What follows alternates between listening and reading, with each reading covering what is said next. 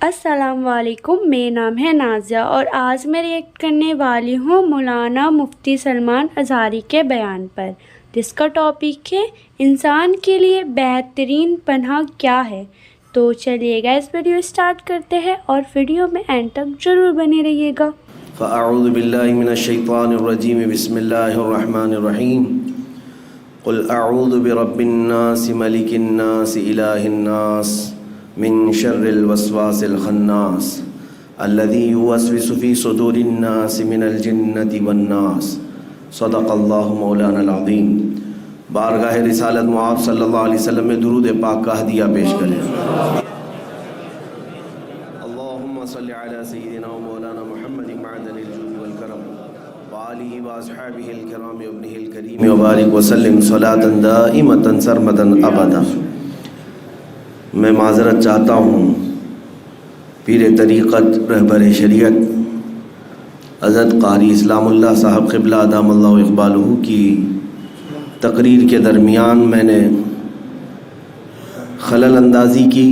وہ بزرگ ہیں اور ان کی شفقتیں مجھ پر ہیں اور ہمیشہ دعاؤں سے نوازتے رہتے ہیں، اور اپنے سامنے اگر مجھے آج کھڑا کیا ہے تو اپنی دعاؤں کے لیے کھڑا کیا ہے۔ اللہ تعالیٰ ان کے اقبال بلند فرمائے۔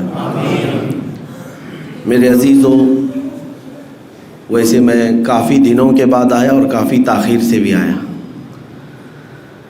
رمضان المبارک سے پہلے آپ سے ملاقات تھی، اس کے بعد اب ملاقات ہو رہی ہے۔ تھوڑی دیر بس اپنے وقت پر ختم کر دیتے ہیں انشاءاللہ۔ رب تعالیٰ قرآن عظیم میں جو آخری صورت میں ارشاد فرماتا ہے، محبوب آپ فرما دیں کہ میں پناہ مانگتا ہوں کس سے، کس کی بارگاہ؟ قل اعوذ برب الناس، میں کس کی پناہ مانگتا ہوں؟ توجہ، اے محبوب آپ فرما دیں کہ میں پناہ مانگتا ہوں انسانوں کے خدا کی۔ رب الناس، انسانوں کا خدا۔ مولا میں تیری پناہ میں آنا چاہتا ہوں۔ اور وہ کون ہے؟ انسانوں کا خدا۔ ملک الناس، انسانوں کا بادشاہ بھی ہے۔ الہ الناس، انسانوں کا خدا بھی ہے، معبود بھی وہی ہے، پالنے والا بھی وہی ہے، بادشاہ بھی وہی ہے، عبادت کے لائق بھی وہی ہے۔ اب کس چیز سے پناہ مانگتے ہو؟ من شر الوسواس الخناس، خناس کے، شیاطین کے وسوسوں سے، اس کے بہکاووں سے، ان کے ورغلانے سے پناہ مانگتا ہوں اللہ تبارک و تعالیٰ کی۔ اس پوری سورہ میں آپ اگر محسوس کریں گے تو اللہ تعالیٰ نے انسانوں کا ذکر 5 مرتبہ کیا۔ الناس الناس الناس، انسان۔ یہ سمجھنے کی ضرورت ہے کہ انسانوں کے لیے اللہ تبارک و تعالیٰ اتنا مہربان ہے، اتنا مہربان ہے کہ اس کی ساری مخلوقات کے لیے کچھ قانون الگ ہیں، تمہارے لیے قانون الگ ہیں۔ قرآن میں بھی اللہ تعالیٰ نے فرمایا کائنات میں کوئی شے ایسی نہیں ہے جو اس کی حمد بیان نہ کر رہی ہو۔ ساری کی ساری مخلوقات تسبیح بیان کر رہی ہیں، لیکن روایت میں یہ بھی ہے کہ اگر کوئی چیز، پرندہ ہو کہ جانور ہو کہ درخت ہو کہ مچھلی ہو، چونٹی ہو، اگر ایک لمحے کے لیے بھی وہ اللہ کے ذکر سے غافل ہو جائیں تو ان کی موت آ جاتی ہے۔ ان کے لیے یہ قانون ہے۔ درخت اگر ذکر الہی سے ایک لمحے کے لیے غافل ہوا تو اسے سکھا دیا جاتا ہے یا اسے کاٹ دیا جاتا ہے۔ پرندہ شکار ہو جاتا ہے، مچھلیاں پھنس جاتی ہیں اگر ایک لمحے کے لیے ذکر خدا سے غافل ہو جائیں۔ حضرت ذوالنون مصری اپنی بیٹی کے ساتھ سفر میں تھے، سمندر میں، وہ کشتی میں مچھلیاں پکڑ رہے تھے، پکڑ کر کے اپنی کشتی میں ڈال رہے تھے۔ ان کی بیٹی جو پیچھے بیٹھی ہوئی تھی وہ مچھلیاں اٹھا کے پھر سمندر میں ڈال رہی تھی۔ کافی دیر کے بعد جب کنارے پہنچے تو انہوں نے دیکھا مچھلیاں کہاں ہیں۔ بیٹی سے پوچھا تو اس نے کہا کہ میں نے سب ڈال دیا۔ کہا ایسا کیوں کیا؟ کہا آپ نے تو فرمایا جو مچھلی ذکر خدا سے غافل ہوتی ہے وہی شکار ہوتی ہے، تو آپ کی جال میں وہ مچھلیاں آئی جو ذکر خدا سے غافل تھیں، میں نے اس لیے انہیں دوبارہ ڈال دیا کہ مولا ہمیں بار بار مہلت دیتا ہے تو ہم انہیں کیوں مہلت نہ دیں۔ اب اندازہ کریں، میں یہ بات اس لیے عرض کر رہا ہوں کہ ان ساری مخلوقات کے لیے قانون تو یہ ہے کہ وہ اگر ذکر خدا سے غافل ہو جائیں تو مر جائیں، جل جائیں یا کٹ جائیں.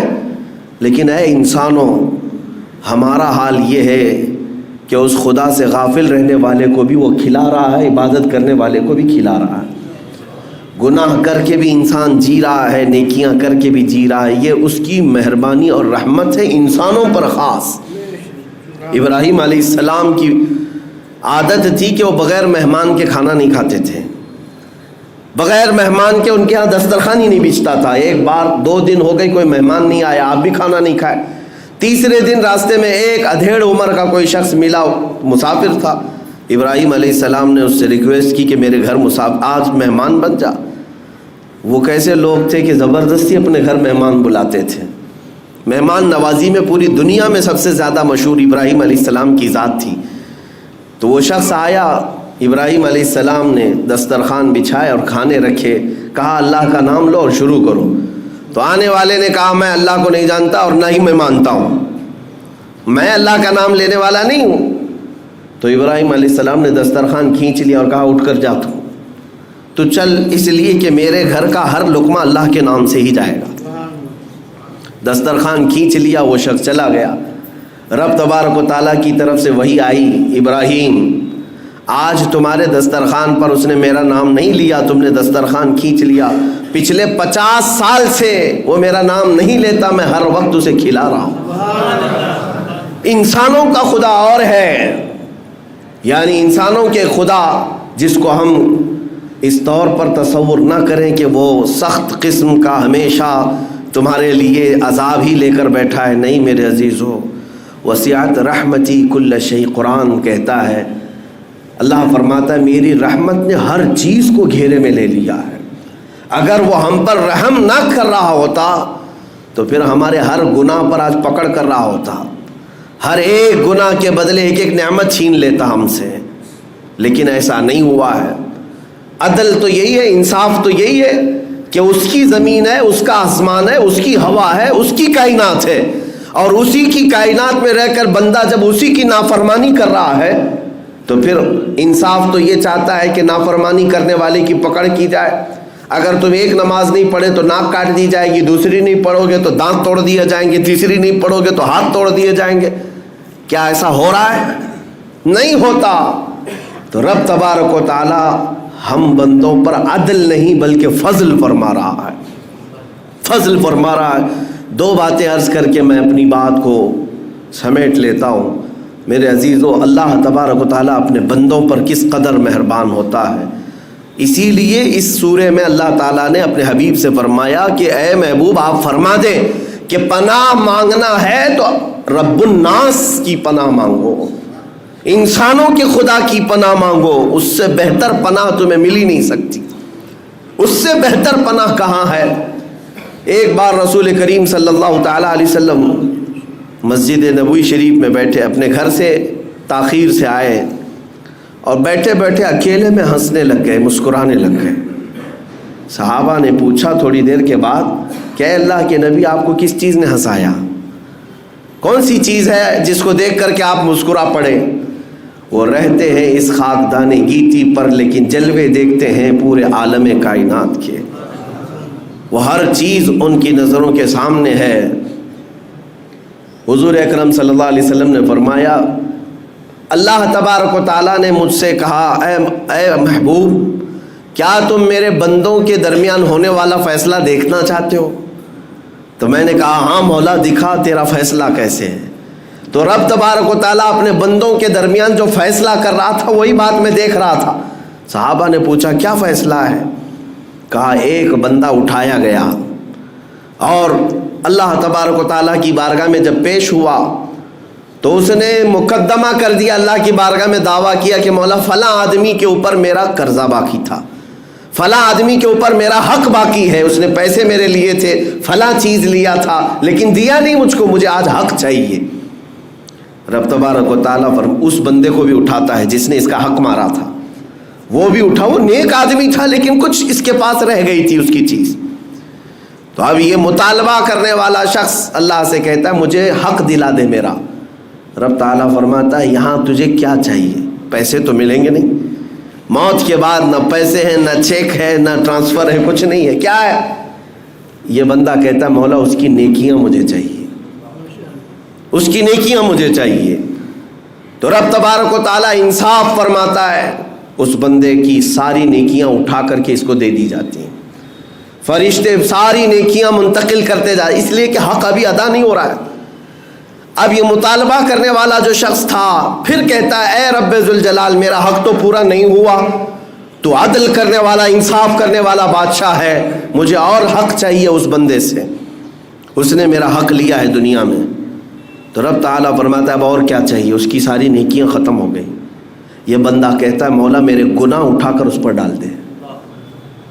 تو حکم ہوتا ہے فرشتوں کو، اللہ تعالیٰ فرماتا ہے اس کے گناہ اٹھا کر اس پر ڈال دو. پورے منتقل کیے جا رہے ہیں، اس کے گناہ بھی خالی ہو گئے، اور وہ جو نیک بندہ تھا نیکیاں بھی خالی ہو گئی، اور گناہ اٹھا کر کے بوجھ بیٹھا ہے. اب اس کے پاس کچھ نہیں سوائے گناہوں کے بوجھ کے، کچھ نہیں. آپ اس کو ہلکا مت سمجھیں کہ حقوق العباد جو بندوں کے حق ہیں کئی لوگ مار کر کے بیٹھے ہیں، کوئی بہنوں کا حق، کوئی بھائیوں کا حق، کوئی اپنے مزدوروں کا حق. اعلیٰ حضرت فاضل بریلوی رضی اللہ تعالیٰ عنہ نے فرمایا ہے 1 روپیہ اگر کھائے ہو تو بدلے میں تمہیں قیامت کے دن 700 نمازیں دینی پڑ سکتی. 700 نمازیں اگر وہ حق مانگ لیا تو. ہاں اس کو ہلکے میں مت لے. حضور پاک صلی اللہ تعالیٰ علیہ وسلم کی بارگاہ میں ایک جنازہ آیا تھا. حضور نے پوچھا اس پر کسی کا قرضہ ہے؟ ایک بندے نے کہا یا رسول اللہ میرے 2 درہم قرضہ باقی تھا اور یہ مر گیا، انتقال ہو گیا. جنازہ تیار ہے، میرے آقا نے فرمایا صلو علی صاحبکم ولا اصلی علیہ، لوگوں تم چاہو تو اس پر نماز پڑھ لو، میں نماز جنازہ نہیں پڑھوں گا. 2 درہم کا قرضہ باقی تھا، 2 درہم کا. حضور نے فرمایا میں نماز جنازہ نہیں پڑھوں گا. لوگ ہلکے میں سمجھتے حقوق العباد، کسی کا مال لے لینا، کسی کا ہڑپ لینا، کسی کو دھوکہ دینا بہت بڑا عذاب ہے. اللہ نے فرمایا کہ وہ اپنے حقوق معاف کرے گا لیکن بندوں کے حقوق نہیں معاف کرے گا. بندہ جب تک نہیں معاف کرتا بندے کو تب تک اللہ نہیں معاف کرے گا. یہ نہیں ہے کہ تم اس کے 100 روپے اس کے 1000 روپے لے کر کے توبہ کر لو اللہ کی بارگاہ میں مولا صاحب معاف کر دے، نہ. رب تبارک و تعالیٰ کا قانون یہ ہے کہ وہ بندے ہی معاف کریں تب اللہ معاف کرے گا. یہ حقوق العباد ہے. تو بات وہ حدیث میں عرض کر رہا تھا، اس بندے کی نیکیاں جو حق لیا تھا اٹھا کر کے اس کو مطالبہ کرنے والے کو دے دی گئی، پھر بھی ختم نہیں ہوا اس کا حق، تو اس کے گناہ اٹھا کر کے اس پر ڈال دیے گئے. اب بھی یہ سوال کر رہا ہے کہ مولا میرا حق تو پورا نہیں ہوا، ابھی تیرے عدل کے مطابق تیرے انصاف کے مطابق میرا حق اور باقی ہے. رب تعالیٰ فرماتا ہے اور کیا چاہیے اس سے تجھ کو، اس کی نیکیاں بھی پوری لے لیا، تیرے گناہ اٹھا کر کے بھی اس پہ ڈال دیا، اب اور کیا چاہیے تجھے؟ تو کہتا ہے مولا تیری رحمت میں فیصلہ ہے، تیری رحمت میں انصاف ہے، میرا حق تو پورا نہیں ہوا. تو رب تبارک و تعالیٰ کیا فرماتا ہے سنو. حضور یہ سب معاملہ دیکھ رہے تھے، فیصلہ دیکھ رہے. اللہ تبارک و تعالیٰ فرشتوں سے فرماتا ہے جنت میں ایک محل تیار کرو، سجاؤ اس کو. فرشتے جلدی جلدی محل سجانے لگ گئے اور اتنا آراستہ کرنے لگے کہ وہ پورے جنت میں وہ چمکدار بہت خوبصورت نظر آنے لگا. تو یہ بندہ جو مطالبہ کر رہا تھا نا بار بار میرا حق نہیں میرا حق نہیں، یہ اس کو بھی دکھایا گیا وہ محل، یہ دیکھ. تو وہ کہنے لگا اتنا خوبصورت محل، اتنا خوبصورت. رب تعالیٰ نے فرمایا ہاں. کہا کہ کس کا ہے؟ تو اللہ نے فرمایا تیرا نہیں ہے، یہ تیرا نہیں ہے، یہ بنایا جا رہا ہے، یہ بنایا جا رہا ہے. اللہ تعالیٰ کریم ہے. تو یہ بندہ کہتا ہے کہ مولا یہ کس کے لیے ہے؟ رب تعالیٰ فرماتا ہے اس کے لیے جو اپنے بھائی کا حق معاف کرتا ہے، اس کے لیے ہے جو اپنے بھائی کا حق معاف کرے گا، اس کے لیے میں یہ جنت میں محل بنا رہا ہوں. تو یہ فوراً کہتا ہے مولا میرے اس بھائی کا حق میں معاف کرتا ہوں، جو بھی اس کا حق مجھ پر باقی ہے. رب تعالیٰ نے اتنا ہی نہیں کہ معاف اس بندے سے کروایا، بلکہ اللہ رب العزت نے فرمایا تو نے معاف کیا، اس کا ہاتھ پکڑ اور ساتھ میں لے کر جنت میں جا. یہ ہے رب الناس، انسانوں کا رب جو ہم پر شفیق ہے اور مہربان ہے. یہ بندوں کی آج کیفیت یہ ہے کہ اس مولا کی رحمت کو نہیں دیکھتے، اس کی کرم نوازیوں کو نہیں دیکھتے، اس کے فضل کو نہیں دیکھتے. کتنے مہینے ہو جاتے ہیں راتوں کو یوں ہی سو جاتے ہیں, ذکر کا ایک لمحہ بھی اس کی بارگاہ میں نہیں گزارتے. ہاں دوسروں کے لیے ہم نے وقت بتایا, دوسروں کے لیے آنکھیں بھگو دیں, لیکن اس رحمان کی یاد میں کب دل دھڑکتا ہے جو ہمارے ماں کے پیٹ سے ہمیں پال رہا ہے. آپ کو پتا ہے ہمارے دنیا میں آنے سے پہلے ہی ہمارے ماں کے پیٹ میں جب ہم تھے, جیسے ہی ہماری ماں حاملہ ہوتی ہے اس کے جو ایام ہر مہینے آتے تھے وہ بند ہو جاتے ہیں, خون بند ہو جاتا ہے, اور اس کے بعد 6 مہینے پہلے سے ہی اس کے سینے میں خون سے دودھ بننا شروع ہو جاتا ہے. تمہارے آنے سے 6 مہینے پہلے مولا تمہارے رزق کا انتظام کر رہا ہے. بتاؤ کون ہے جو خون سے دودھ کو بناتا ہے؟ جب جیسے ہی دنیا میں تم آئے, کوئی ثقیل غذا سخت غذا کھا نہیں سکتے تھے, گوشت مچھلی انڈا چاول روٹی تو کھا نہیں سکتے تھے سوائے لکوڈ دودھ کے, اور اللہ تعالیٰ نے تمہارے ماں کے سینوں میں اس دودھ کو پیدا کیا جس کا ایک قطرہ دنیا کے سارے وٹامن سے بھی زیادہ اچھا ہے. یہ سارا رزق تمہارے لیے مہیا کیا. بچپن سے وہ مولا تمہاری نگہبانی کرتا رہا. روایات میں یہ بھی ہے کہ اگر تجھے جھولے میں ماں اکیلا چھوڑ کر کے جائے تو مولا 2 فرشتوں کو اتارتا ہے کہ بچی کی حفاظت کرے. ہماری حفاظت پر کائنات کو اللہ نے لگا دیا, فرشتوں کو لگا دیا. بس کہنا اتنا ہی ہے کہ اگر یہ بندے اس کی ساری نعمتیں لے کر کے بھی اگر اس کے نہ ہو سکے تو پھر یہ کسی کے نہیں ہو سکیں گے, کسی کے نہیں ہو سکے. اسی لیے شیخ سعدی رحمۃ اللہ تعالیٰ علیہ فرماتے ہیں ایسے بندے کو جو نماز سے غافل ہے, اللہ تعالیٰ کی بارگاہ میں نہیں آتا, اس کو قرضہ بھی مت دو, اس کو قرضہ مت دو. پوچھا گیا کیوں؟ کہا جو اللہ کا فرض نہیں ادا کرتا وہ تمہارا قرض کیا ادا کرے گا. تو جو اپنے خالق کا اپنے رب کا نہیں ہو سکے گا تو پھر وہ کس کا ہو سکتا ہے؟ اس لیے میرا میسج صرف اتنا ہے کہ اس بھری کائنات میں ہمارے دکھوں کا ہمارے دردوں کا مداوع کوئی کر سکتا ہے تو وہ رب العالمین ہے, وہ مالک ذوالجلال والاکرام ہے. اس لیے ہمیں اللہ رب العزت کی طرف پلٹ آنا چاہیے, اس کا خوف سینے میں رکھو, اس کی محبت بھی سینے میں رکھو. وہ تمہیں خواہ عذاب کا ایک ذرہ بھی نہیں دے گا, کبھی نہیں دے گا. ہاں اتنا ہے کہ اس نے وعدہ تو کیا ایک نیکی کرو تو میں بڑھا کر 10 دے دوں گا, لیکن پورا قرآن پڑھ کر کے دیکھو کہیں اللہ نے یہ نہیں فرمایا ایک گناہ کرو گے تو 10 بڑھا دوں گا. نہیں, گناہ ایک کیے ہو تو ایک ہی کی سزا, لیکن نیکیوں کے لیے کہتا ہے کہ ایک بھی کرو گے تو میں 10 گنا بڑھا کر کے دوں گا. یہ رحمت نہیں ہے تو کیا ہے؟ وہ رب الناس ہے.